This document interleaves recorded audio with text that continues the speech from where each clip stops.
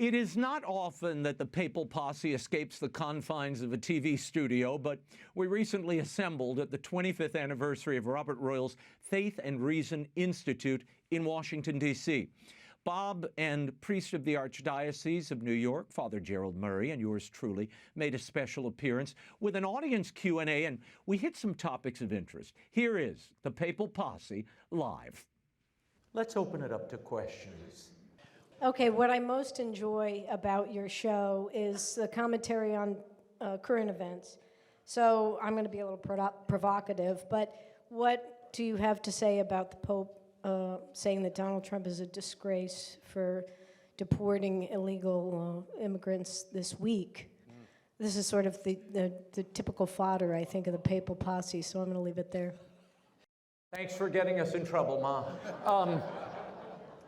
As some of you might have noted, the Pope, following Cardinal McElroy's pronouncement, said that the rounding up of criminal aliens, illegal aliens, undocumented aliens, is a disgrace. Who should be the first victim? You will be. Go ahead, Father. Your thought on this. Sure. The papacy has its political stance as regards its relations to nations, and this is a manifestation of it. And they've taken a stance that once those who are in a country have established themselves here, it's wrong to evict them in general. The Holy See contradicted that in December when the Vatican City State issued laws providing for jail terms for those who illegally enter. So you can say to yourself, political performative speech to prove liberal bona fides conflicts with the fact that if 1,000 ex-countrymen stormed through the Swiss Guard gate to the right, to the left as you're looking at St. Peter's, and went up the hill and where St. Pope Benedict was living and established a tent city up there, they would be thrown out. I see no reason why other countries can't do the same thing. And that was literally last week. 5-year jail terms, fines for anybody broaching the borders of the Vatican. Well, if the Vatican can patrol its borders with a wall that's been there for hundreds of years, surely we can. Bob?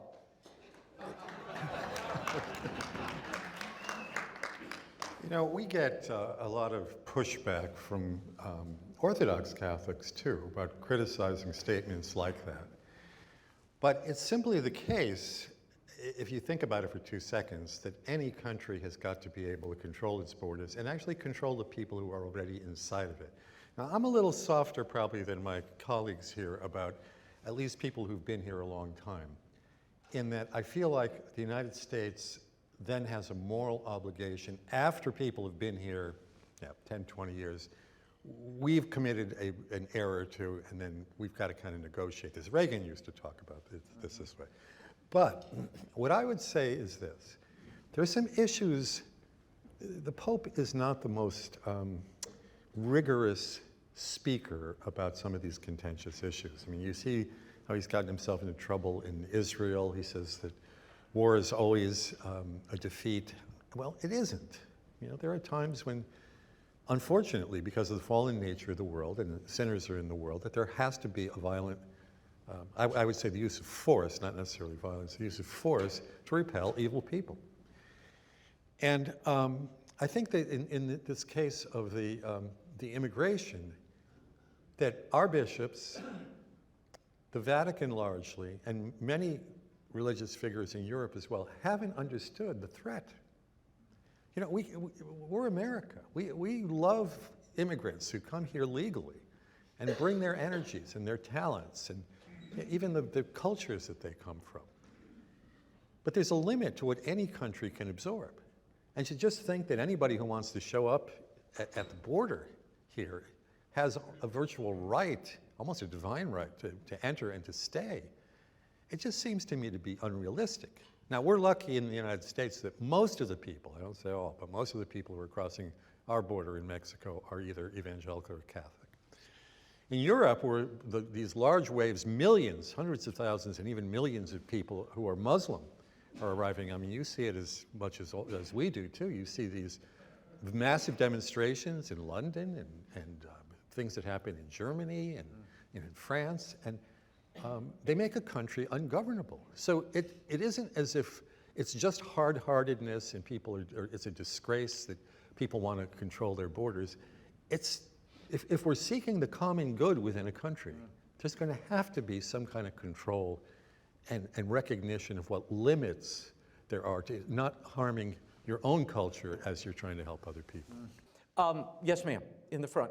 So yesterday in the Diocese of Arlington, there was hope because our good bishop, Michael F. Burbidge, issued a pastoral letter on the indignity of IVF and the importance of the need to recognize that every party in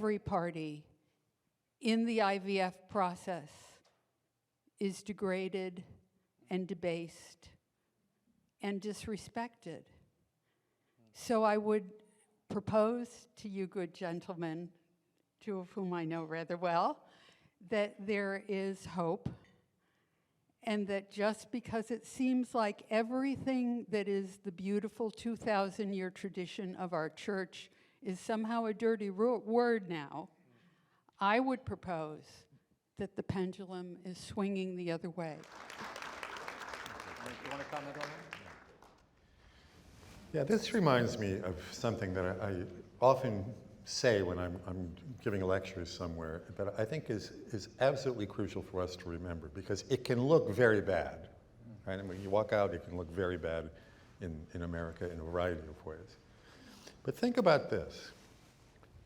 When the Soviet Union fell, it still had all its weapons.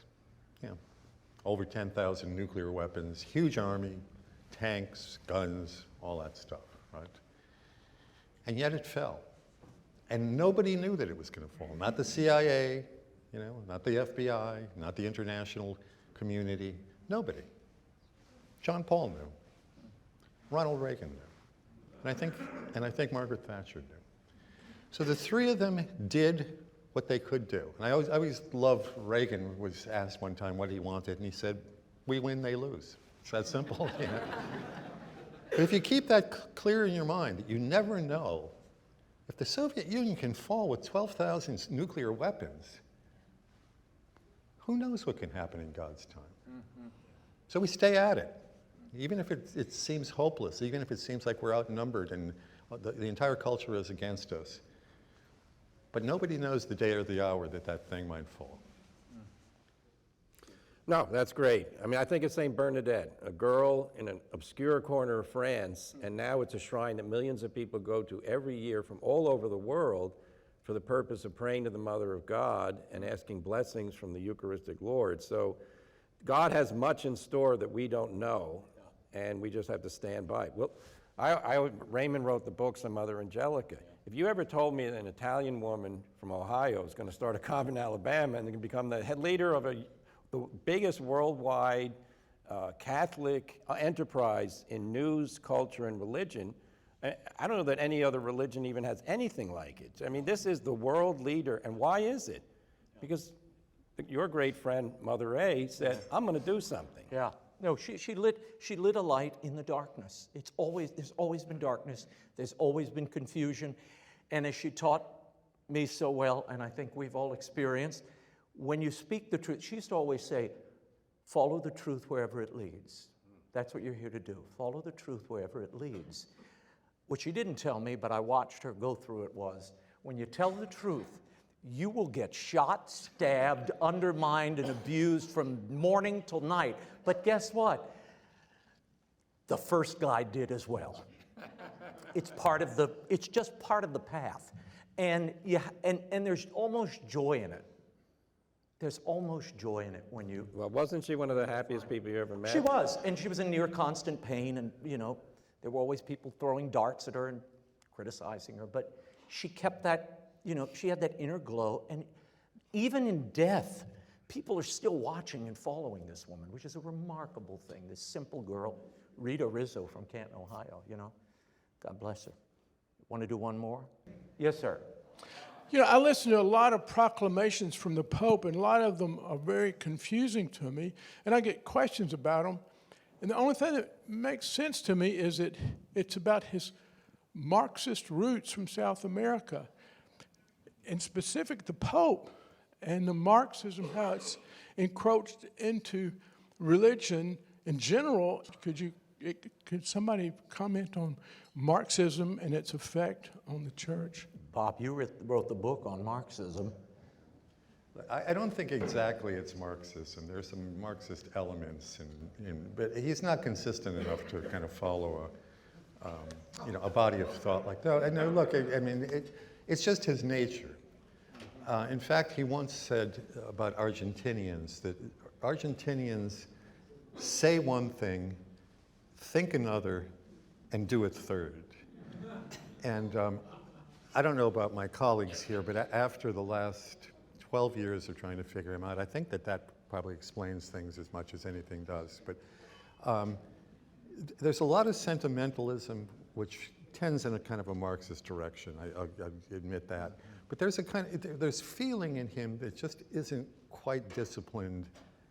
I mean, I'll say this outright. I don't think it's intellect. It's the reason part of the faith isn't disciplined enough. And in fact, he tends to denigrate theological truth. Well, you just can't denigrate the truth. Remember a few years ago, they were saying in the Vatican, some people use truth as a weapon. Well, I mean, maybe we need to use the truth as a weapon, because after all, the truth is telling us what reality is. Yeah, sword of the Spirit. Yeah. I come with a sword to divide. There's a funny, I read his new autobiography. The first half of it is about his youth in Argentina, and then it just jumps to his election in the papacy. So there's nothing in between about all those years that people have been wondering about for forever. But I just think that it's easy to recognize certain Marxist elements in what he talks about, but that's really not him. And he's actually talked against Marxism. Liberation theology, he said that the God's faithful people in Argentina didn't want Marxism or didn't want liberation theology. They wanted a populist Catholicism. And it's interesting that he understands populism of that kind. He doesn't seem to understand the kind of populism we have now in the United States and is growing in Europe, because the people are feeling that their elites have not taken care of them. So there's no answer to what you're asking. Is essentially a question that the three of us have been trying to answer over the last 13 years. Well, I will say, in contradistinction, that in an earlier book he published a year ago. Contradistinction? What the heck? You mean contradiction? No, I'm trying to be nice. Oh, okay. No, the Pope's most influential teacher in his life was a communist woman who was, I believe, a biology teacher, and who was executed by the military junta. But he wrote, or he said to the interviewer in a book published a year ago, "She taught me how to think." It's there. I'm reading the new biography. The second chapter, the first basically 2 pages, is a Marxist analysis of how the economy works in the world, which is essentially the only reason rich people are rich is because poor people are poor. Right. Now, the Catholic Church has never said anything of the sort.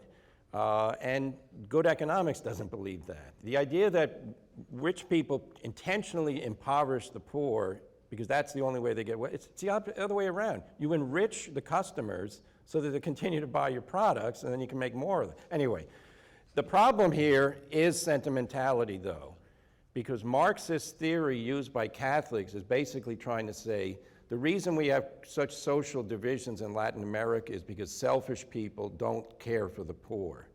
I'm not convinced of that. I think it largely has to do with education and also with basically corrupt governments that do not promote universal education. So this is a big problem. But what your point is very good, because the average person who's not a Catholic who hears the Pope make statements of that sort says, you know, what does he want? What's happened to Cuba? the church? Yeah, is this Cuba? I mean, what are we doing here? Yeah, well, and I mean, to reconcile both of my confreres here, and not to contravene or contradict. Contradistinct. Contradistinct. I look at it as I always look at the personal and the biography, and it's those dark parts of the story, Bob, where that biography does go into shadow that we don't know about. That, I think, is the real key to unlocking who Jorge Bergoglio is, because there is this thing, we've gotten dribs and drabs of it. He clearly had a tortured relationship with his father. The father made fun of him because he had flat feet and couldn't play soccer. He gravitated to Mama and his grandmother, whom he constantly invokes when he talks about faith. And his father, remember, was an accountant, a man of, dare I say, rigor, rigidity. I see all those personal tremors that sort of live itself out through his papacy in the way he interprets certain things, the way he phrases certain things. So I don't think we can take it personally. I'm going to ask my own question before we go about how social media and the immediacy of the media has changed the way in which the church, dare I say, is synodal. All right now. I mean how the church interfaces with the rest of the world and the immediacy of the response and how they have to respond with more vigor and quickly. Do you think they respond? Yeah, I do. Not well, but they respond. Yeah, I'm taken by how fast now the news cycle makes things disappear. In your city, Raymond, a man takes a truck and runs over 14 people. Who's talked about that? Well, it's lately? gone. It's gone, right? Because we're off onto, deporting illegal aliens in Washington, D.C.